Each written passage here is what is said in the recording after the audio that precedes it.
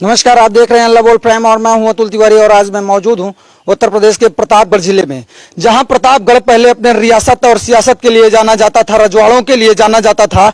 आज यूपीएससी में टॉप करने के बाद अतुल सिंह की वजह से पूरे भारत में आज प्रतापगढ़ जिले का डंका बज रहा है। और आज मैं इसी मौके पर, इसी शुभ अवसर पर इनके घर पर मौजूद हूं और आज ये इनसे लाइव और एक्सक्लूसिव बात करने का प्रयास करेंगे कि आखिरकार इन्होंने कैसे संघर्ष में जो इनका वो क्षेत्र रहा इस सेक्टर में लगातार, क्योंकि आईएएस की भी परीक्षा इन्होंने दी थी, लगातार अमेरिका की कंपनियों में ये लगातार जॉब करते रहे, प्राइवेट जॉब करते रहे, लेकिन शायद पत्नी के कहने पर ये जॉब छोड़े और यूपीएससी की तैयारी में उतर गए। इसलिए चलिए इनसे बात करने की कोशिश करेंगे। पहले तो बहुत बहुत स्वागत है आपका अल्लाह बोल प्राइम में। धन्यवाद। आप पहले तो ये रियासत के लिए जाना जाता था, रजवाड़ों के लिए जाना जाता था, लेकिन आज पूरे उत्तर प्रदेश में आपके नाम का डंका बज रहा है। इसके लिए भी बहुत बहुत आपको बधाई हो। धन्यवाद। आखिरकार ये संघर्ष में जो आपका अचीवमेंट रहा, ये कैसे रहा, कुछ बताएं इसके बारे में जरा। बेसिकली जैसे कि आपने बताया, मैंने प्राइवेट सेक्टर में पहले जॉब किया था। आईटी खड़गपुर से ग्रेजुएशन किया और वहाँ से उसके बाद फिर जॉब प्रोफाइल थोड़ी डाइवर्स चाहिए थी, तो इस वजह से मैंने यूपीएससी के लिए ट्राई किया था और यूपीएससी का अटेम्प्ट मैंने दिया था। आईएफएस में 2 मार्क्स से नहीं हुआ था। उसके बाद फिर मैंने यहाँ पे यूपीपीसीएस का अटेम्प्ट दिया। 2019 में बीडीओ पे मेरा चयन हुआ था और उसी साल सहायक वन संरक्षक में 2019 में मेरा चयन हुआ था। वहीं पे मैं अभी ट्रेनिंग कर रहा हूँ कोयम्बटूर में उसी पद पर, और 2021 में मेरा यहाँ डिप्टी कलेक्टर में मेरा प्रथम स्थान प्राप्त हुआ। जब बच्चे बड़े घर से होते हैं तो उनको एक अय्यासी का चकाचौंध में वो पड़ जाते हैं, तो आखिरकार एक आप अमेरिकन कंपनी में जॉब कर रहे थे, उसके बाद फिर इस क्षेत्र में आना हुआ आपको, आखिरकार क्या वजह बनी कि आप, क्या लक्ष्य था आपका? बेसिकली अब तो खैर ये काफ़ी आपने भी देखा होगा कि बहुत लोग काफ़ी अच्छी कॉर्पोरेट सेक्टर की जॉब से छोड़ करके पब्लिक सेक्टर में आते हैं, क्योंकि एक कहीं ना कहीं थोड़ा सा मोनोटोनस हो जाती है प्रोफाइल वहाँ पे प्राइवेट सेक्टर में। मतलब लाइफ सेटल होती है, पैसा वैसा बाकी सब ओके होता है। तो मुझे लगता है कि ये जो वर्क जो आपका होता है वो काफ़ी मैटर करता है लॉन्ग टर्म में, आप क्या काम करते हैं, जॉब प्रोफाइल। तो उस हिसाब से पब्लिक सेक्टर बहुत बड़ा प्लेटफॉर्म होता है और इसी वजह से मेरे ख्याल से मैं भी और बाकी जो भी लोग हैं वो इसकी ओर आकर्षित हो रहे हैं। आप सेटिस्फाई नहीं थे उस जो प्राइवेट जॉब थी आपकी, या आपकी पत्नी जी नहीं सेटिस्फाई थी? नहीं, देखिए कोई भी इनिशिएटिव तो खैर चूंकि मुझे ही करना है तो मुझे ही लेना है, बट हाँ ये है कि वाइफ का पूरा इसमें सपोर्ट था और हम दोनों को ये लगता था कि ये काफ़ी मतलब अच्छा एक कैरियर मतलब ऑप्शन होगा, और इसी हिसाब से फिर हम लोगों ने प्लान किया था और फिर इनकी मतलब काफ़ी कोऑपरेशन था। उस हिसाब से हमने पब्लिक सेक्टर में जाने के लिए फिर वही एग्ज़ाम्स देना शुरू किया था। प्रारंभिक शिक्षा दीक्षा आपकी कहाँ से शुरू हुई? मैं बेसिकली जेएससी इलाहाबाद से मैंने 9th से 12th वहीं से किया हुआ है। 6 से to 8th Swami Vivekananda George Town वहाँ से किया हुआ है और फिर आईटी खड़गपुर से ग्रेजुएशन किया हुआ है। 2009 में मैंने पास आउट किया है आईटी खड़गपुर से। आपने आईएएस का भी एग्जाम दिया था? हाँ, मैंने यूपीएससी का एग्ज़ाम दिया हुआ था, वही इंडियन फॉरेस्ट सर्विस में 2 मार्क्स से नहीं हुआ था 2017 में जी। फिर आप इस सेक्टर में आ गए, फिर स्टेट गवर्नमेंट? बेसिकली क्या है कि मैं थोड़ा सा एक लेट स्टार्टर हूँ और मैं यही बाकी सारे जो भी प्रतियोगी छात्र उनको ये सजेस्ट करूँगा कि अगर आपको प्रिपरेशन करनी है तो you should take a call as early as possible. जब आपका 21 साल के बाद आप सारे कॉम्पिटिटिव एग्जाम देने के लिए एलिजिबल हो जाते हैं, आपने ग्रेजुएशन किया हुआ है सिविल सर्विसेज में, तो आप समय मतलब उसमें वेस्ट ना करें। मैं प्राइवेट सेक्टर में चला गया और फिर उस हिसाब से चीज़ें थोड़ा सा जिसे कहते हैं ना कि लेट से स्टार्ट हुई, तो मेरा फिर जैसे कि एज हो गया था उधर, तो फिर स्टेट सर्विस में जाना वापस से या फिर प्राइवेट सेक्टर में वापस जाना, तो 2 ही ऑप्शन थे। तो एक मतलब एक it was a close call और मैंने ये सोचा कि एक बार फिर स्टेट सर्विस को एग्जाम देते हैं, तो वहाँ से फिर वही किया। जिस परीक्षा में चयन पाना मुश्किल पड़ जाता है उसमें आपने टॉप किया है, आखिरकार किस स्ट्रेटजी के साथ आप तैयारी करते थे?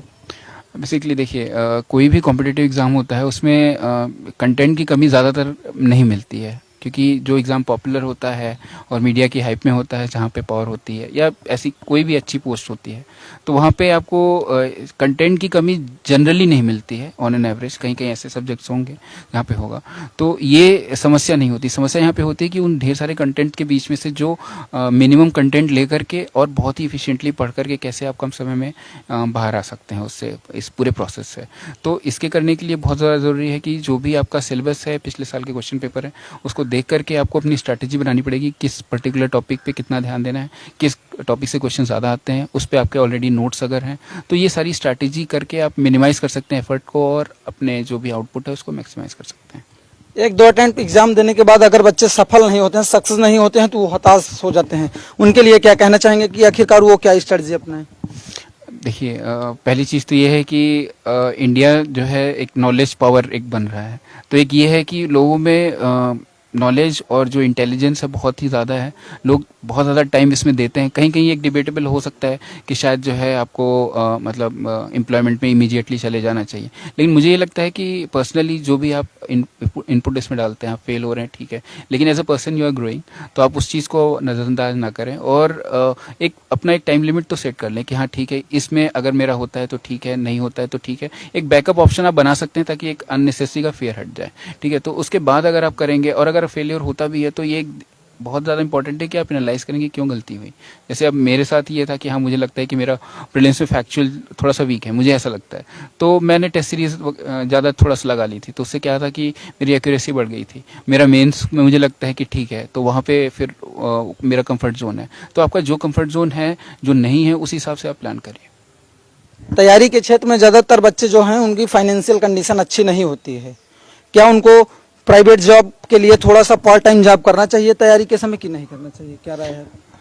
ये तो बहुत ही बेसिकली पर्सनल कॉल होगी, बट मुझे ये लगता है कि बहुत ही स्टिफ हो जाएगा अगर आप जो है यूपीएससी स्पेशली और यूपीपीसीएस में भी है कि अगर आप जॉब के साथ मतलब लोग करते हैं, लेकिन यूपीएससी के लिए तो it will be very tough और बहुत हाईली टाइम एफिशिएंट, आपको टाइम मैनेजमेंट बहुत ही एफिशिएंटली करना पड़ेगा। यूपीपीसीएस में इट इज़ पॉसिबल, कर सकते हैं आप, लेकिन बहुत ही ज़्यादा आपको अच्छे से टाइम मैनेजमेंट करना पड़ेगा। आपकी जॉब का प्रोफाइल क्या है? अगर आप 12-15 घंटे आपकी जॉब की रिक्वायरमेंट है, तो फिर मुझे ये लगता है कि फिर आपको फिर सोचना पड़ेगा कि आपको क्या एग्जैक्टली चाहिए लाइफ में, उस हिसाब से आपको प्लान करना पड़ेगा। और आपका अगर ऐसा है कि 5 to 9 जॉब है, तो आप डेफिनेटली टाइम 4-5 घंटे रोज़ निकाल रहे हो, तो आपका 1 साल का प्रोसेस होता है। तो उसमें आप बस वही है ना कि आप किस तरीके से पढ़ रहे हैं, वो बहुत मैटर करता है। अगर आप इस तरह से पढ़ रहे हैं कि आप सब कुछ जो भी है अंडर द सन सब कुछ पढ़ने की कोशिश कर रहे हैं, तो फिर वो तो आपको फिर 10 साल में नहीं होगा। लेकिन हाँ, ये आपको पता है कि क्या सिलेबस है, क्या क्वेश्चन पेपर है, आपको उतना ही पढ़ना है और एग्जैक्टली कहाँ से मेरे आंसर्स मतलब ज़्यादा अच्छे होंगे, कहाँ से मेरे मार्क्स ज़्यादा आएंगे, उस चीज़ को आप टारगेट करेंगे तो फिर आपका कम समय में हो जाएगा। ट्रेनिंग पीरियड के दौरान आप कैसे टाइम मैनेजमेंट करते थे, कैसे पढ़ाई के लिए समय निकालते थे आप? बेसिकली इसके पहले ही मेरा एग्जाम मेंस हो चुका था, तो मुझे तो उतना चैलेंज नहीं आया। मैं पर्सनली मुझे लगता है कि मैं एक टाइम पे एक ही चीज़ फोकस कर पाता हूँ, तो मैं उतना एफिशिएंट नहीं हूँ वेरी ऑनेस्टली। बट जो है उसके बाद मेरा इंटरव्यू यहाँ पे था, जब मैं ट्रेनिंग के टाइम पे था, तो इंटरव्यू के लिए मुझे कॉल आई थी जब यहाँ पे यूपीपीसीएस में, तो फिर 1 हफ्ते का टाइम मुझे मिल गया था। उस समय कोविड वगैरह का टाइम था, तो वहीं उसी में हफ्ते भर में मैंने मैनेज किया था, तो फिर वो बहुत बड़ा चैलेंज नहीं था। बट अगर कोई ट्रेनिंग के साथ या फिर जॉब के साथ कर रहा है, तो जैसे मैंने पहले बताया, वो काफ़ी इफिशियंटली उसको प्लान करना पड़ेगा, बहुत ही मिनिमाइज करना पड़ेगा कंटेंट, और वहां से फिर वो काम हो सकता है। प्री और मेंस की बच्चे लगातार तैयारी कर लेते हैं, लेकिन इंटरव्यू कैसे फेस करना चाहिए, उसकी कैसे स्ट्रेटजी, कैसे तैयारी करनी चाहिए देखिए इंटरव्यू के लिए? मुझे ऐसा लगता है कि प्री और मेंस ही बैकबोन होते हैं इस एग्जाम के। इंटरव्यू थोड़ा सा ओवर हाइप्ड होता है, क्योंकि जब भी कहीं सोशल मीडिया या कहीं पे भी कुछ होता है तो इंटरव्यू में ये पूछा गया, वो पूछा गया, वो सही बात है। लेकिन आप कभी देखिए कि पूरे एग्जाम का क्या है कि उसमें उसका वेटेज कितना है। जैसे यहाँ पर है तो सिर्फ 100 मार्क्स का इंटरव्यू है, यूपीएससी में 275 मार्क्स का है, तो interview no doubt plays a very big role. उस पर मतलब आपको करना है, लेकिन आपको बहुत इंश्योर करना है कि प्री आपका बहुत ही ज़्यादा अच्छे से हो, आप अच्छे मार्जिन से क्लियर करें, मेंस में आपकी आंसर राइटिंग बहुत सही हो, ताकि आपका मेंस में मार्क्स इतना ज़्यादा हो कि इंटरव्यू पे डिपेंडेंसी कम हो जाए। जब ये आप कर लें, उसके बाद फिर आप ये सोचेंगे कि इंटरव्यू कैसे करना है। इंटरव्यू 8, 10 या 15 दिन का भी काम आप आराम से कर सकते हैं, प्रोवाइडेड आपने मेंस बहुत अच्छे से पढ़ रखा है। क्योंकि फिर करंट अफेयर्स जो भी है, 1 महीने के कंटेम्पोरेरी टॉपिक्स जो होते हैं, उसी के अराउंड क्वेश्चंस आते हैं, तो वो बहुत बड़ा चैलेंज होता नहीं है। बस आपको काम और कंपोज रहना है। जो क्वेश्चंस आपको नहीं आते हैं उसको आप ऑनेस्टली आप बता दें, और जो आता है उसको आप डिटेल में अच्छे से आंसर करें। लिमिटेड डिटेल का मतलब ये नहीं है कि हाँ आप बोले जा रहे हैं, आप एक विद इन 1 or 2 मिनट्स आप क्वेश्चन अपना कंप्लीट करें और गेज करने, मतलब इस तरह से इंटरव्यू को एक डायरेक्शन दे सकते हैं, कुछ ऐसे पॉइंट्स बोल करके, जिससे इंटरव्यूअर वही चीज़ आपको फिर उस डायरेक्शन में अपना इंटरव्यू आप शिफ्ट कर सकते हो, किस तरीके से आप बात कर सकते हो, क्या किस पॉइंट को रेस करके। तो ये थोड़ा हो सकता है वो इंटरव्यू के टाइम पे। लगातार ये सोशल मीडिया पर वायरल हो रहा है कि जो आपकी प्राइवेट जॉब थी वो आपकी पत्नी जी पिंकी सिंह जी आपने छुड़वाई थी, क्या ये सही है कि नहीं है? लगातार ये वायरल हो रहा है। नहीं, ये डिसीजन इन्हीं का था, ये मतलब प्रिपरेशन करना चाहते थे, तो उसी टाइम पे हमारी शादी भी फाइनल हो गई थी।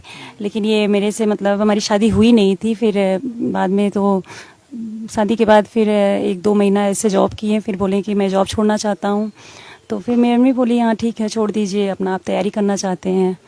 भरोसा था कि नहीं? बिल्कुल बिल्कुल भरोसा था। ये नहीं कि अच्छी खासी जॉब छोड़ दे रहे हैं? नहीं, थोड़ा बहुत तो लग रहा था कि हाँ जॉब छोड़ रहे हैं, क्योंकि अभी नई नई शादी हुई है हमारी, और पेरेंट्स भी सोचेंगे कि हाँ मैंने शादी किया है तो तुरंत जॉब लड़का छोड़ दिया, क्योंकि हमारी अरेंज मैरिज थी तो उसमें थोड़ा ट्रस्ट करना भी बड़ा मुश्किल था लेकिन ये था कि मुझे इन पे विश्वास था, क्योंकि इनका मतलब मोटिवेशन जिस तरह का था, जिस तरह से इनका पास्ट था, लोगों ने बताया इनके बारे में, इनकी फैमिली ने, तो मुझे लगा कि ये मतलब कर लेंगे। आपके मायके से कैसे, मायके से क्या, मायके से कुछ दबाव नहीं आ रहा था कि अच्छी खासी जॉब छोड़ रहे हैं? नहीं नहीं, ऐसा नहीं है। स्टार्टिंग में मैंने पहले किसी को बताया ही नहीं था कि इन्होंने जॉब छोड़ दिया है। ये मेरा पर्सनल डिसीजन था, भरोसा था तो आपको? मुझे भरोसा था।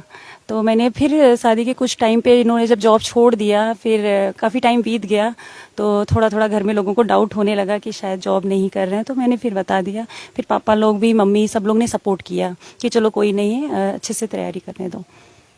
ये बताइए, आप जब ये एग्जाम दिए थे तो क्या लग रहा था कि आप यूपी में टॉप कर जाएंगे? सोचा था आपने कभी? देखिए पेपर अच्छा हो सकता है और उसके आपको थोड़ा सा आइडिया लग सकता है कि हाँ एग्ज़ाम अच्छा हुआ है। रिजल्ट जैसे मेरा 19 में मैंने दिया था तो मेरे ख्याल से मेरा टॉप जो अगर ऊपर से रैंक निकाला जाए तो मैं अराउंड 25 to 30 में के बीच में रहा होगा, क्योंकि उस समय पोस्ट ज़्यादा नहीं थी 19 में, 20 में भी 21 में भी ऐसे ही था। लेकिन यह है कि 19 में मेरा पेपर बेटर हुआ था, तो ये था कि हाँ जो है कि अच्छा हुआ है, पहले से बेटर आना चाहिए। लेकिन अब क्या रैंक आएगी ये बहुत ही अनप्रेडिक्टेबल होता है, 1-2 मार्क्स से ऊपर नीचे हो जाती हैं चीज़ें, तो ये कोई कह नहीं सकता है। हाँ ये है कि पेपर ज़्यादा अच्छा हुआ था पहले से। कैसे पता चला? कि जब पता चला होगा तो आप तो एक बार अचंभे रह गए होंगे। जी जी जी, हाँ ये तो है, लेकिन थोड़ा सा मतलब काफ़ी न्यूज़ सिंक इन होने में समय तो लगता ही है, लेकिन हाँ ठीक है। फिर ये था कि पेपर अच्छा हुआ है, शायद चीज़ें जो है लक और हार्ड वर्क शायद इस बार सेट हो गया है। पूरा प्रतापगढ़ जिला आज आपके ऊपर गर्व महसूस कर रहा है। जिला ही नहीं, पूरा प्रदेश की आज जो प्रतापगढ़ में आपने प्रतापगढ़ से डंका बजाया है। हालांकि ये कभी इस क्षेत्र में हुआ है कि नहीं, कोई टॉप किया है कि नहीं आज तक? आपके नॉलेज में है कुछ? प्रतापगढ़ से तो खैर बहुत ही मतलब जो है प्रतिभावान छात्र निकले हैं। मेरे पास डेटा तो नहीं है, बट मेरे ख्याल से काफ़ी मतलब बहुत ही कॉम्पिटिटिव एग्जाम्स में यूपीएससी में बहुत अच्छी रैंक्स निकली हैं, तो हम प्रीटी श्योर यहाँ पे बहुत अच्छे कैंडिडेट्स हुए हैं। चलिए, आप सभी हमारे साथ जुड़े, आप सभी का बहुत बहुत धन्यवाद। ये आप देख सकते हैं सीधी तस्वीरें भी आप देख रहे थे अतुल सिंह जी, जो उत्तर प्रदेश में टॉप किए हैं और प्रतापगढ़ जिले का नाम रोशन किए हैं। चलिए, आप सभी हमारे साथ जुड़े, आप सभी का बहुत बहुत धन्यवाद। कैमरामैन धर्मेंद्र के साथ मैं अतुल तिवारी। जय हिंद, जय भारत।